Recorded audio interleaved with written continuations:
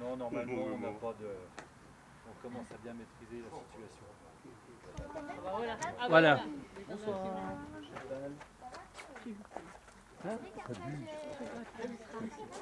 17 mètres de longueur pour le tunnel. La butte est complètement artificielle. Donc il y a eu à peu près 500 mètres cubes de gravats divers, terre végétale au-dessus, etc. Donc c'est quand même un gros ouvrage. C'est en partie l'œuvre d'Alain Briot, le maçon de l'association, qui a particulièrement bien travaillé parce que les murs, ça veut dire quand même qu'ils supportent une charge énorme. Alain là il a commencé les joints, voilà, donc là on va faire des joints dans l'entrée en pierre, ça va être jointé partout. C'est quand même un ouvrage qui nous a pris pas mal de temps, il a pour principal but en fait de diversifier le voyage de nos visiteurs. Alors ce qu'on s'est aperçu quand on a fait des écoles de fresques, quand on a fait le centre aéré de fresques, et même quand on a fait une cousinade avec des adultes, c'est que c'est un lieu dans lequel immanquablement il faut tester l'acoustique du tunnel. Ah. Donc généralement, même quand je suis loin sur le site, je sais quand le train passe dans le tunnel, parce qu'il y a une petite clameur qui s'élève, et ça m'indique donc, ça y est, le train est passé. Ah oui, c'est rigolo ça. Alors pour parler généralement du circuit, parce qu'on ne va pas faire le tour complet du circuit, on ira sur les points importants. Le circuit c'est à peu près 780 mètres de voie, qu'on nécessitait pas loin de 18 000 soudures. Parce que rien que pour tenir une traverse, il en faut 6. Donc vous imaginez le nombre de traverses qu'il y a, multiplié par 6, et auquel il faut rajouter à peu près tous les 6 mètres des soudures à cœur. Ça c'est essentiellement le travail de Urs le mécanicien qui a soudé l'intégralité du circuit. Je ne vous parle même pas du nombre d'heures à genoux pour souder cette affaire-là. Qu'est-ce que vous appelez une soudure à cœur? Alors soudure à cœur, c'est quand on vient, les sections de rail, elles mesurent à peu près 6 mètres. Ouais.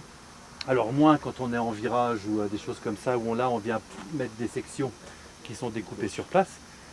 Mais tous les 6 mètres, il faut souder le circuit. C'est-à-dire qu'on a pris le choix d'avoir un circuit qui n'est pas éclissé, c'est-à-dire avec des barres de chaque côté pour relier les différents tronçons de voie, mais soudé. Comme les voies modernes. Comme les voies modernes. Alors le pourquoi du fait, c'est tout simplement pour préserver en fait nos modèles réduits. Parce que chaque fois que vous avez une éclisse, à chaque fois il y a un petit creux. Quand il y a un petit creux, la roue tombe dedans. Et donc les mécanismes ils prennent des chocs répétés à force de passer. Tagadac, tagadac. Et ça encore, c'est fabriqué maison. Voilà, donc c'est un truc où on a fabriqué ça avec Urs à deux. C'est-à-dire que moi j'étais à la fraiseuse en train d'usiner les morceaux et puis Urs il soudait au fur et à mesure que je sortais les morceaux d'usinage. Comme Urs est un excellent soudeur et moi pas forcément un très bon usineur quand il faut aller vite, c'est lui qui me disait t'as bientôt fini la pièce? Alors, donc je lui disais attends un petit peu. Et voilà donc le croisement. Ça arrive dans le monde ferroviaire? Ouais.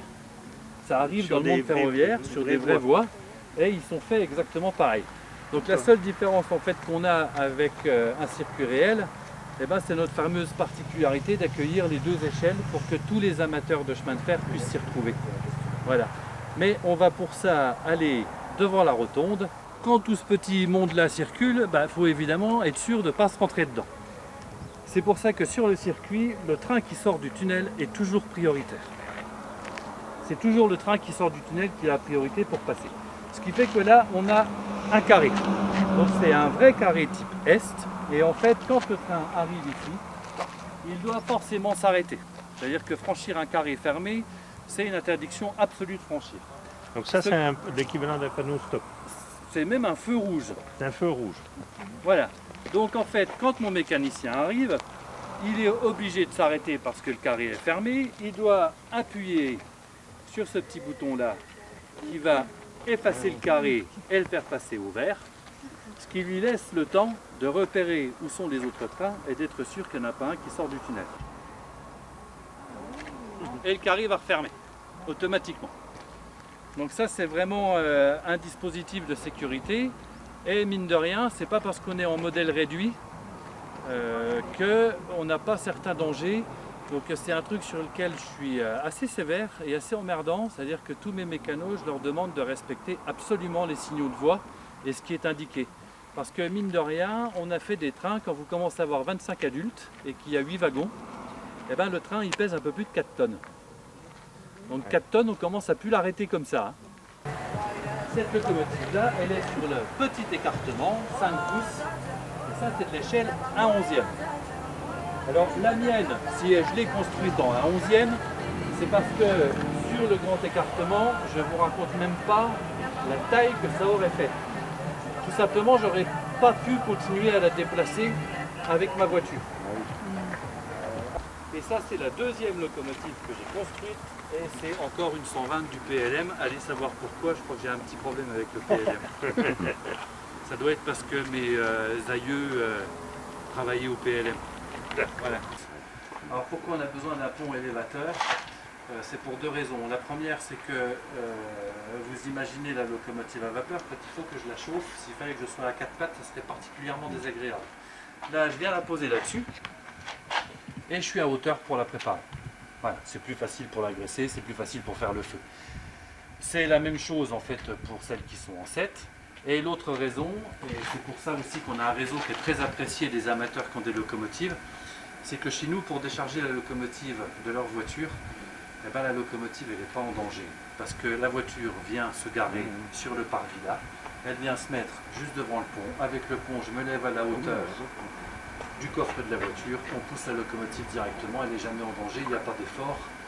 Et le déchargement s'est passé sans aucun problème. Alors, vous pouvez prendre de n'importe quel charbon. Mais alors, vous allez avoir tout un tas de problèmes. Le premier, la locomotive ne va pas très bien chauffer, donc il va falloir tout le temps être en train de refaire du feu, de remettre du bois, de machin, de tout. Ça va s'encrasser. Ou alors vous avez des charbons qui éclatent quand ils chauffent. Et là, une fois qu'il est éclaté, il passe à travers la grille, et puis le feu, il n'est plus sur le grill de la locomotive, mais il est dans le cendrier, ce qui n'est pas l'idéal. Oui, c'est vraiment un charbon spécifique. Ou sur la voie. Donc en fait, le terme technique, c'est du flambant demi-gras. Oui, oui, ça va se développer. Alors de temps en temps, on a des petites surprises. Il y a 3 jours, j'avais un nid de frelons qui s'est installé dans le mur. Ah oui. Donc bon, il a fallu faire un petit peu de feu, quoi.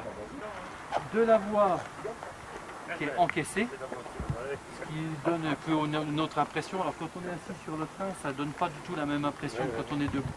Et puis donc d'avoir un tunnel, et puis d'avoir un pont. Parce qu'il faut quand même un pont à un moment donné. Oui, il y a une belle portée, il y a 12 mètres. Non. Et on peut mettre 2 tonnes 5 dessus. Ah, vous pouvez même passer avec une vraie locomotive. Ah oui. Ouais. Ce sont les entreprises Pédusie qui nous ont fourni les 2 IPN. Donc c'est des IPN de 12 mètres, ils pèsent 4 tonnes chacun. Leur résistance avant de plier, c'est 80 tonnes. Ah bon. Il y en a deux, donc si vous passez avec une vraie locomotive de 100 tonnes, ça ne pliera pas. Alors, les cages, généralement, on les avait soit en bois, soit en métal. Comme on est dans les Vosges, on s'est dit qu'on allait plutôt opter pour le bois. Et puis aussi parce que le bois, c'est paradoxalement moins cher à l'entretien. Et puis si un jour il faut changer la structure bois, ça ira beaucoup plus vite que s'il faut passer au marteau piqueur complètement, enfin au marteau à aiguille, tout le pont pour le dérouiller, pour le repeindre, etc., etc. Donc le pont, en fait, c'est 2 IPN. À travers ces 2 IPN, on a des IPN plus petits qui sont soudés tous les 40 cm. Et puis par-dessus, il y a des omégas. Et sur les omégas, on est venu poser en fait un plancher. Et au-dessus du plancher, il y a la voie.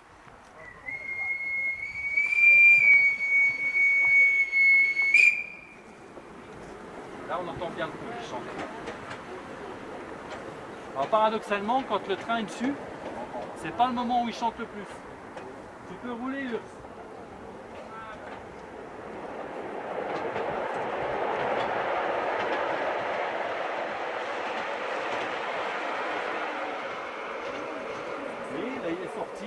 Le pont résonne toujours. Et en fait, il arrive, il dépose la pièce, on le voit prendre un petit maillet, puis il fait toc, puis on entend toc, et c'est en place. Il n'a pas eu besoin de repasser un seul trou pour mettre le chevillage. C'est-à-dire qu'il y a vraiment une précision qui est incroyable. La structure, elle était montée en même pas un jour et demi. Ça va super vite. Et c'est tout en Douglas. Voilà. Le futur de la gare, qu'est-ce que c'est? Au début, le plan, il voulait une gare complètement fermée. Moi, ce n'est pas la vision que j'ai du chemin de fer, parce que ce que je veux, c'est que même si je suis sur le quai là, si je veux me retourner pour voir ce que mon enfant il fait, ou quelle tête il fait, ou si je veux regarder le train, ben, je vois le train passer sur le pont. Donc je tiens absolument à ce que toute cette partie-là, elle reste en espace ouvert. Parce que c'est quand même aussi une activité d'extérieur qui fait bon être dehors et qu'avoir tout un bâtiment fermé, c'est-à-dire quoi? C'est-à-dire mes visiteurs, s'ils veulent voir le train, je les enferme tous là ou alors ils se brûlent au soleil devant. Donc c'était pas le but. Donc la décision qui a été prise, c'était de laisser tout ça ouvert. Là, ça sera habillé en bois, ce sont les futures toilettes du site. Tout est calculé pour qu'il puisse y avoir un accès PMR partout, y compris les toilettes. Donc c'est tout un tas de normes qu'il a fallu trouver à gauche à droite parce que ben, moi je ne connaissais pas. Merci de nous accueillir parce qu'on a une convention. Donc effectivement, le terrain il appartient à la commune. Les infrastructures, il y en a quelques-unes qui ont été le fruit d'un travail en commun. Le conseil municipal il a accepté à plusieurs reprises de payer un certain nombre de dépenses parce que même s'il y a des milliers et des milliers d'heures de bénévoles, il y a quand même des choses à payer in fine. Donc voilà, ça a été effectivement pendant quelques mois, peut-être quelques années, ça a été un petit peu compliqué parce que les gens qui passaient sur la route nationale disaient mais qu'est-ce que c'est que ce bazar-là? Quand les gens regardaient les compte rendu de conseils municipaux, ils disaient mais pourquoi la commune s'occupe de quelque chose comme ça? C'est vrai que ce type de projet il est ingrat tant qu'on est en construction et pour le coup pour circuler sur une voie ferrée, ben, tant que la dernière section n'est pas posée, ben, on ne peut rien faire. Et donc c'est sûr qu'il y a eu des milliers d'heures de travail où ben, les bénévoles se mouillaient la chemise. Des fois, il y avait besoin de faire beaucoup d'efforts. C'était les conditions climatiques qui faisaient que la pluie venait mouiller tout le monde. En tout cas, il y a eu des moments où, ouais, je pense que le moral était un peu en bas. Donc, merci d'avoir tenu. Merci à tous les bénévoles d'avoir tenu, parce que c'est quelque chose d'important. Merci aux partenaires de l'association, parce qu'il y a beaucoup d'entreprises du secteur qui ont joué le jeu, en mettant à disposition des matériaux, en mettant à disposition du matériel, de l'outillage, des machines-outils, ouais. En faisant même des travaux d'atelier. Donc ça, c'est quelque chose d'important. Et puis, à vous dire que ben, la gare, c'est une autre étape importante, mais que le projet, il va bien entendu continuer à croître et s'embellir. Je crois que cette année, vous avez déjà eu beaucoup plus de visiteurs que l'année dernière. Alors cette année, donc avec le festival, on a déjà accueilli à peu près 1500 visiteurs. L'année dernière, c'était 1200 sur l'ensemble de la saison. C'était 450 visiteurs sur le festival. Sur samedi, dimanche, 450 visiteurs. Voilà. Donc on commence à avoir une association qui... et puis, le bouche à oreille fait beaucoup. Et souvent le problème auquel on se confronte, c'est pour ça qu'on essaye de communiquer sur Internet, qu'on a un site, qu'on met plusieurs choses en route, c'est que les gens, quand on leur parle mini-train, eux, ils voient du petit train en H0. Quand mini-train, on s'aperçoit que c'est une locomotive à vapeur qui tire un train de 4 tonnes puis qu'en met 25 adultes, là, d'un seul coup, c'est plus... ah ben, on ne s'attendait pas à ça. Voilà, alors effectivement, on a vraiment mis le paquet pour embellir le site, le rendre à peu près agréable, parce que c'est vrai que pendant des années, il y avait des tas de terre partout, il y avait un bazar incroyable. Donc avec l'équipe, quand j'ai repris, on a vraiment mis l'accent sur le fait de, bon, allez, maintenant on range tout le site, et puis on s'attaque aux chantiers les uns après les autres, mais quand on en attaque un, on le termine. Parce que c'est vrai que sinon, quand vous commencez beaucoup de choses à la fois, la tâche elle est telle que vous finissez par avoir des chantiers partout, puis c'est décourageant. Un dernier remerciement, parce que ça c'est un truc qui m'a fait énormément plaisir, ainsi qu'à tous les membres de l'association. Il n'y a pas longtemps, en allant me promener avec mon chien, je m'aperçois que sur la gare de Fraisse-sur-Moselle, il y a des belles plaques en émail toutes neuves. Donc je me dis, les anciennes plaques, elles doivent quand même bien être quelque part. Alors j'appelle la SNCF à Remiremont. Est-ce que vous savez où sont passées les plaques de Fraisse-sur-Moselle? Ben non, on ne sait pas, c'est pas nous qui les avons. Bon, bref. Et puis différentes personnes que je croise jusqu'au moment où je tombe sur Sébastien qui me dit « Je suis pas sûr, mais je crois bien qu'elles sont au fond d'un atelier municipal. » Le soir même, Sébastien m'envoie la photo des deux plaques. J'ai demandé évidemment l'autorisation à Monsieur Péduzzi si on pouvait récupérer les plaques. Et bien vous verrez, les deux plaques de la gare de Fraisse-sur-Moselle, elles sont là. Voilà, ce qui permet aux anciennes plaques de Fraisse-sur-Moselle qui ont vu passer des trains de continuer à en voir passer. Et le 78, eh ben, c'était le numéro de passage à niveau de Fraisse-sur-Moselle. Parce que vous avez vu la gare de Fraisse, juste avant il y a un passage à niveau. Eh ben, c'était le 78e passage à niveau quand on partait d'Épinal. Bravo à vous. Bravo, ouais. Alors, est-ce que tu peux couper le ruban? Oui. Ben, on va y arriver. On va se mettre à deux. Alors, il faut le temps, voilà. Ça va comme ça. Alors, hop, on le prend comme ça. Oh, ben, je crois qu'il faut. Hop, vas-y.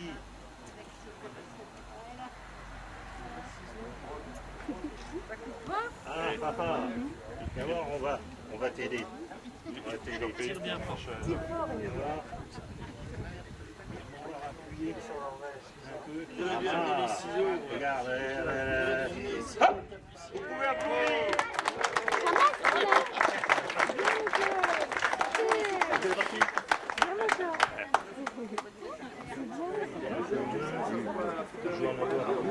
Vous commencez à en distribuer.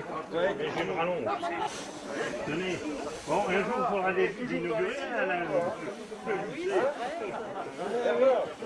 Toujours dans les studios.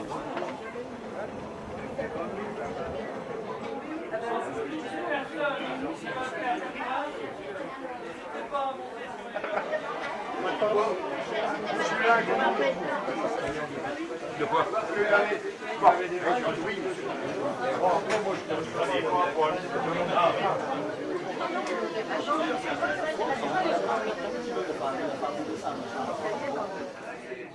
Bah oui, mais là c'est plus foutu, là c'est des... On est ciblé, À la tienne! À la tienne!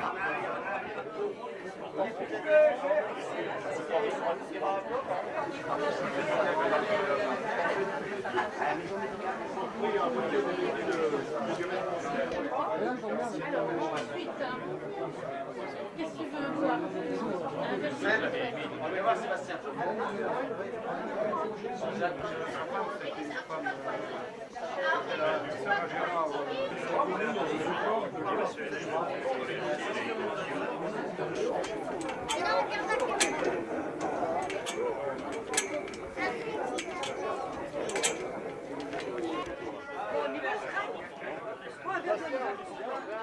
Ici Fraisse-sur-Moselle, le train spécial d'inauguration de la gare numéro 6 Waldenbourg va partir.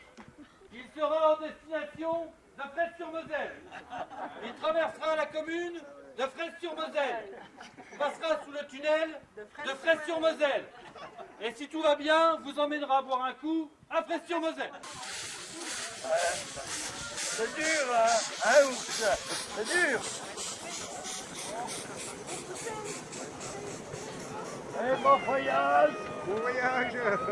À l'année prochaine.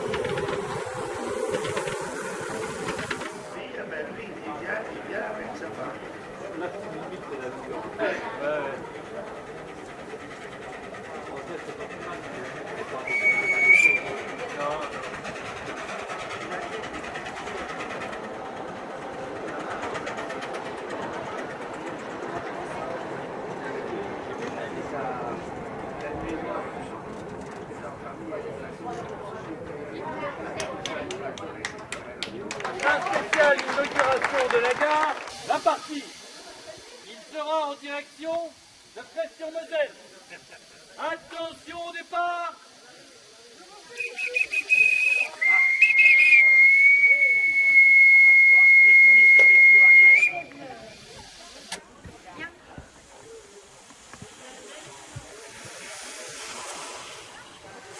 On part en vacances une semaine.